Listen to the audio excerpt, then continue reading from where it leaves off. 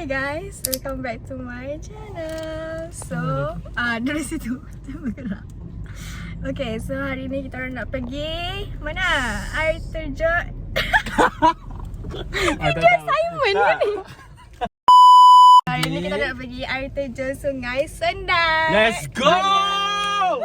Tahu.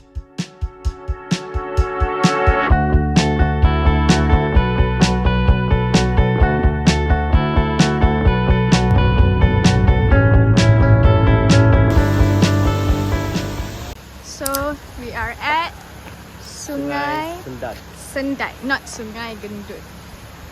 Meanwhile, So, kita orang dah sampai dekat Yes, sir. sini. Apa tu? Tak nampak. Kita orang dekat Sungai Sungai- Gendut. Kita orang dekat Sungai Gendut. Kenapa? Sungai Gendut. Sendang. Bukan ke? Sendang.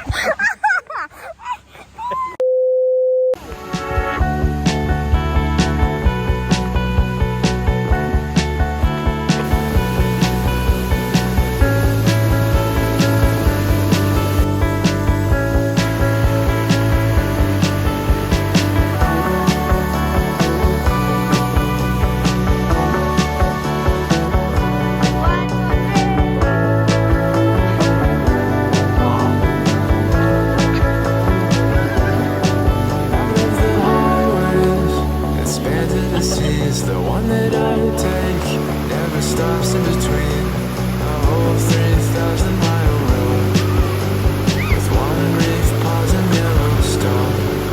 If the day comes in which you decide you wanna waste some and go for a drive, I'll be ready when you call for Highway 20 in the fall.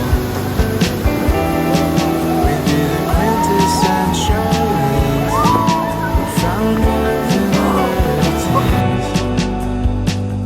guess we'll wait and see.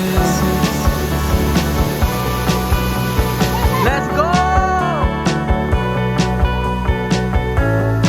Okay guys, Yung vlog kan? so we are done for today dekat Semua. So cepat. waterfall Sungai Sendai. Syarik for the Sungai Sendai. Siapa? Okay, Tasha. Faiz? 5 je? Kenapa 5? Tak. Verification. Sebab Bukan tadi gayat ke? tak ada. Sampai 30 minit. Dian? I give it a solid 8 lah. Sebab Alright, okay. very fun. Dian? 7. I give it Okay a lah.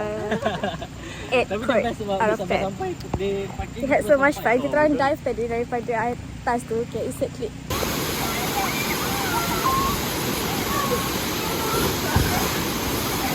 So that's all for this video. Okay, please follow, like and subscribe. Yay! Bye!